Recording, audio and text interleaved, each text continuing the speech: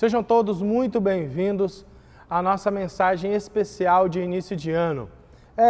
Talvez você esteja se questionando, mensagem especial de início de ano? Como assim? Afinal de contas, nós sabemos que muitas pessoas, elas passam as primeiras semanas do ano de férias, simplesmente descansando. Muitas pessoas às vezes estão de férias da faculdade, da escola e também de férias do trabalho. Sendo assim, aquelas decisões de ano novo acabam sendo adiadas e aquele velho ditado que muitos brasileiros dizem, o ano só vai começar quando passar o carnaval. Entretanto, eu desejo que o seu ano comece agora. Nós já estamos entrando na terceira semana de janeiro e eu quero encorajar você a tomar algumas decisões, eu quero encorajar você a não desperdiçar o seu ano novo. Certa vez foi feita uma pesquisa de que no Brasil é desperdiçado cerca de 30% de todo o alimento produzido e de que o alimento desperdiçado no nosso país poderia ser usado para alimentar 30 milhões de pessoas. Ou seja, é muito desperdício e nós sabemos que existem muitas pessoas passando fome, existem muitas pessoas sofrendo por falta de alimentos, crianças subnutridas e muitas doenças são decorrentes da falta de uma boa alimentação. Você sabe então e concorda comigo que desperdício não é algo bom. Se o desperdício de alimentos não é algo bom, que será então do desperdício de uma vida? Que será então do desperdício de uma vida? Ou seja, muitas pessoas estão desperdiçando a própria vida e muitas pessoas estão desperdiçando o ano inteiro. E eu quero motivar você a não desperdiçar o ano de 2018.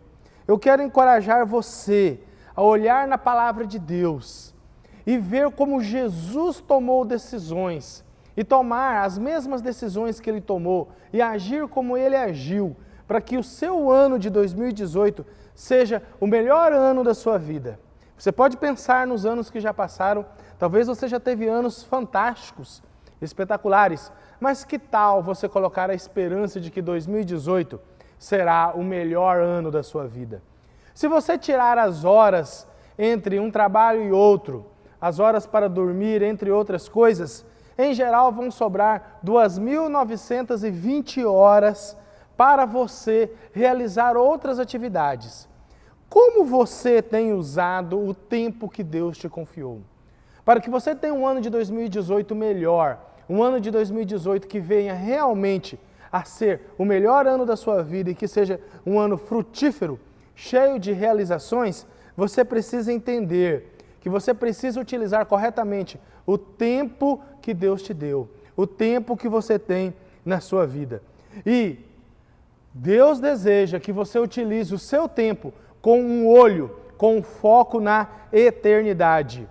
Você sabe que Jesus Cristo morreu na cruz para te dar uma vida plena, uma vida abundante no relacionamento com Ele. E agora, se você desperdiçar todo o seu tempo, se você desperdiçar o seu tempo com coisas inúteis, desperdiçar o seu ano com brincadeiras, atividades, coisas inúteis, você estará desperdiçando o próprio sacrifício que Jesus fez na cruz por você. E isso você não quer, eu tenho certeza. Então, para isso, vamos pensar o seguinte. Havia uma casa onde havia uma frase na porta daquela casa. E naquela frase dizia assim: somente uma vida que passa depressa, somente o que é feito por Cristo durará. Nós sabemos que a nossa vida passa muito rápido. Você pode ser um engenheiro e construir prédios maravilhosos, você pode ser um grande artista, você pode ser um grande cantor, você pode ser até mesmo um cientista. Mas todas essas coisas que você faz, elas vão acabar com o tempo, elas vão sendo modificadas com o tempo e às vezes até demolidas, destruídas e substituídas. Entretanto, aquilo que você fizer para Cristo e por Cristo durará a vida toda, durará eternamente, nunca acabará. Então eu quero te motivar a ter no ano de 2018 essa meta, de ter uma vida com foco no eterno, com foco nas coisas eternas e entendendo que aquilo que você faz em Cristo durará para sempre. Isso não significa que nós não vamos utilizar o nosso tempo fazendo as coisas normais do dia a dia, como trabalhar, lavar, cozinhar, enfim. Deus sabe que nós somos seres humanos que precisamos passar grande parte do nosso tempo resolvendo as nossas coisas físicas. Entretanto, a grande maioria dos cristãos, inclusive, tem utilizado o seu tempo única e exclusivamente para as coisas materiais e não tem dado o devido valor no foco nas coisas eternas, não tem buscado o eterno, não tem colocado a luz da eternidade na sua vida, nas suas decisões. Então, uma coisa que nós podemos observar é como Jesus fez as suas decisões. E nós vamos entender, utilizando a palavra de Deus em João capítulo 11, abra comigo nesse evangelho de João capítulo 11, que nós usamos o nosso tempo corretamente somente quando vivemos focalizando a eternidade. Observe que muitas pessoas no início do ano, elas fazem decisões de início de ano. Eu vou emagrecer, eu vou estudar, eu vou fazer uma viagem, eu vou economizar dinheiro, eu vou ser uma pessoa mais carinhosa, eu vou ser uma pessoa mais compreensiva. Entretanto, passado alguns dias ou algumas semanas no máximo, a grande maioria esquece das decisões que tomou e não dá sequência. Então, o que eu posso fazer? O que eu posso ter na minha vida para que as minhas decisões, as minhas escolhas de ano novo não venham a se acabar, não venham a se perder? Eu quero te contar uma história para responder esse questionamento. Existe uma ultramaratona chamada BR-135. Ela é no interior de Minas Gerais com o interior de São Paulo, uma corrida na Serra da Mantiqueira durante 2 dias e meio, 217 quilômetros. E alguns corredores, às vezes eles estão muito cansados, às vezes eles até machucam por ter que fazer essa peregrinação em tão pouco tempo. E eles correm, eles participam como equipe, com carro, cuidando deles, dando alimento para eles e, enfim, fazendo tudo o que é necessário para que eles possam percorrer essa distância em segurança. E eu gosto de trabalhar como voluntário nessa ultramaratona e eu vi uma vez uma cena chocante. Uma corredora, ela estava chorando muito mesmo, e sua equipe estava insistindo com ela que ela tinha que desistir, que ela não podia continuar mais. Eu não sei os detalhes, se ela estava machucada ou alguma coisa assim, mas a equipe dela estava preocupada. Mas a corredora não aceitava, ela queria continuar naquele caminho, custe o que custar. Um outro corredor entrevistado disse assim numa entrevista: eu prefiro morrer do que sair desse caminho, o caminho onde eles correm essa ultramaratona. Um outro corredor, ele começou a ter problemas na coluna.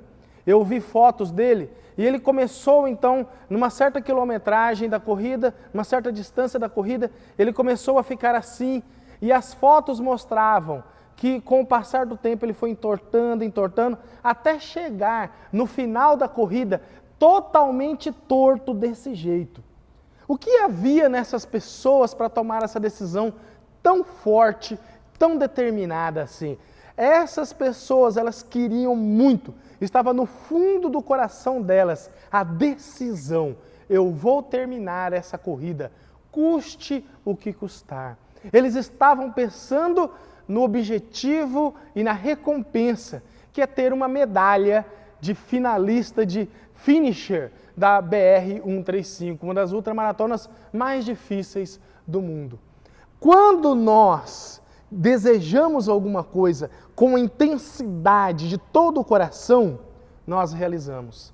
O problema é que nossas decisões, nossos planos e escolhas para o ano novo, muitas vezes não estão realmente com a motivação correta, não estão vindo com o desejo lá no fundo do coração. Portanto, eu quero que você pense um pouco. Lá, bem no fundo do seu coração, você deseja mais da presença de Deus?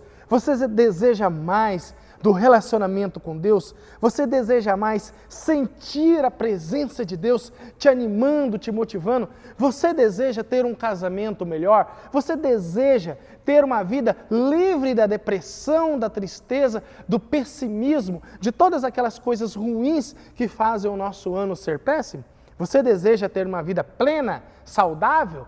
Você deseja ser uma pessoa melhor? Talvez você queira ser um empregado melhor para ganhar uma promoção. Talvez você queira ter mais forças para conseguir estudar e ter uma melhora na sua carreira profissional. Se você buscar Jesus em primeiro lugar na sua vida, eu te garanto, haverá transformação na sua vida. Inclusive, Ele pode até mesmo transformar a sua vida material. Esse não é o objetivo primário de Jesus, não é o objetivo primordial de Jesus, transformação material. Mas os cristãos fiéis têm experimentado do Deus amoroso que cuida deles em todos os momentos, em todas as áreas da vida, incluindo na parte financeira. Portanto, pense nisso. Você quer? Eu espero que sim. Eu desafio você, eu encorajo você, eu motivo você. Deseje mais e mais da presença do nosso Deus. As decisões que tomamos, as escolhas que fazemos, definem o nosso ano. Eu disse para você, vamos abrir em João capítulo 11. Primeira coisa que nós observamos das decisões de Jesus, versículos 1 ao 4, estava enfermo Lázaro de Betânia, da aldeia de Maria e de sua irmã Marta. Esta Maria, cujo irmão Lázaro estava enfermo, era a mesma que ungiu com bálsamo o Senhor e lhe enxugou os pés com os seus cabelos. Mandaram, pois, as irmãs de Lázaro dizer a Jesus: Senhor, está enfermo aquele a quem amas. Ao receber a notícia, disse Jesus: esta enfermidade não é para a morte, e sim para a glória de Deus, a fim de que o Filho de Deus seja por ela glorificado. Primeiramente, nós observamos aqui que os amigos de Jesus, eles estavam pressionando ele para que ele fosse curar Lázaro. E nós podemos observar aqui que Jesus, ele não cedeu à pressão dos amigos. E essa é uma das primeiras lições que você deve ter fundo no seu coração, para que você possa ter um 2018 diferente. Você não pode deixar que os seus amigos, que a sociedade, que a pressão dos outros definam as suas escolhas, definam a sua vida. Você precisa ter o foco na glória de Deus. Você precisa entender que quando um amigo, uma amiga seu te chama para fazer algo pecaminoso, conta uma piada imoral, fala mal dos outros, chama você para uma festa onde vai ter bebidas e imoralidade, você precisa lembrar que o seu foco não está em agradar as pessoas. É muito gostoso ter amigos, é muito gostoso estar em comunhão com os nossos amigos. Talvez seja por isso que nós gostamos tanto de tê-los e gostamos tanto de estar junto com eles. Mas eu quero te desafiar a ter Jesus como seu amigo principal. Eu quero te desafiar, eu quero te encorajar, eu quero te motivar a pensar nisso. Jesus é o seu principal amigo? Jesus é aquele com quem você tem passado mais tempo e se relacionado mais? Você tem aprendido sobre Jesus? Você tem conhecido de Jesus? Você tem ouvido as palavras de Jesus registradas nos evangelhos? Talvez não esteja sendo assim na sua vida. Você precisa pensar sobre isso. Muito bem, nós observamos que Jesus, ele não se baseou também nas emoções. A palavra de Deus, ela é fantástica. Alguém cunhou o termo economia divina, quando ele se refere ao fato de que tudo que está escrito na Bíblia tem um objetivo, tem um propósito. Nada está escrito de graça e à toa aqui.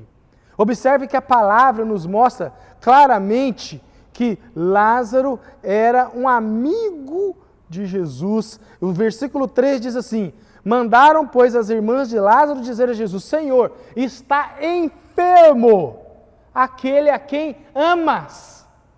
Ou seja, ficou claro para nós aqui que Jesus tinha um relacionamento especial de amizade pura e verdadeira. E ficou claro também para nós a importância das pessoas que chegaram até Jesus. A Maria era a mesma que chorou aos pés do Senhor. Era pessoa importante para Jesus. Mas mesmo assim, mesmo que as suas emoções possam ter ficado um pouco abaladas naquele momento, e nós sabemos mais à frente, no próprio capítulo 11, que Jesus chegou a chorar quando ele chegou no sepulcro.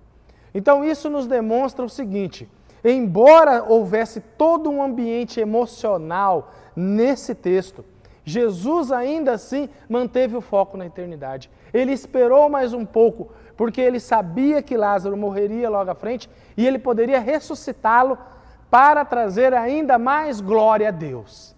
Portanto, eu desafio você, eu motivo você, eu encorajo você a pensar sobre isso. Você tem tido uma vida levada pelas emoções? Talvez os seus anos passados não foram anos felizes por causa de problemas emocionais.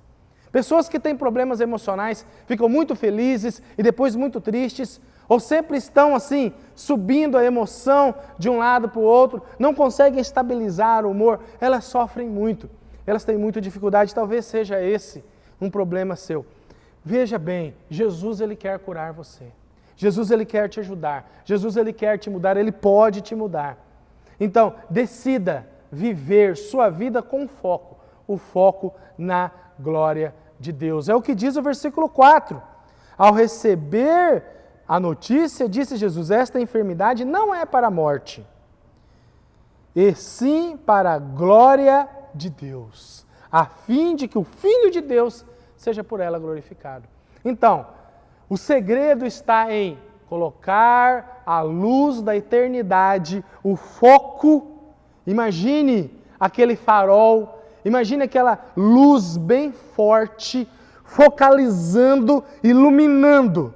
Aquela luz bem forte, quando ela ilumina uma estrada deserta, numa noite, no escuro, fica tudo claro.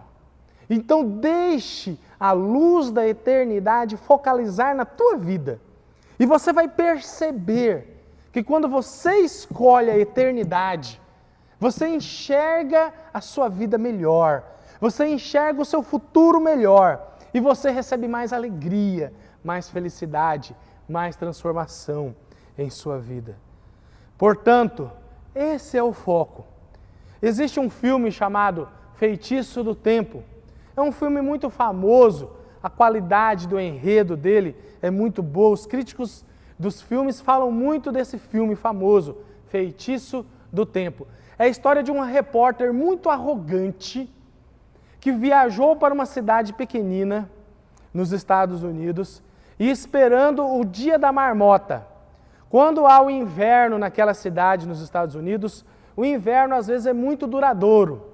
E eles tinham uma lenda lá, de que se a marmota, esse bichinho, saísse de dentro do buraco dela num determinado dia e não se escondesse, que o inverno ia acabar rápido.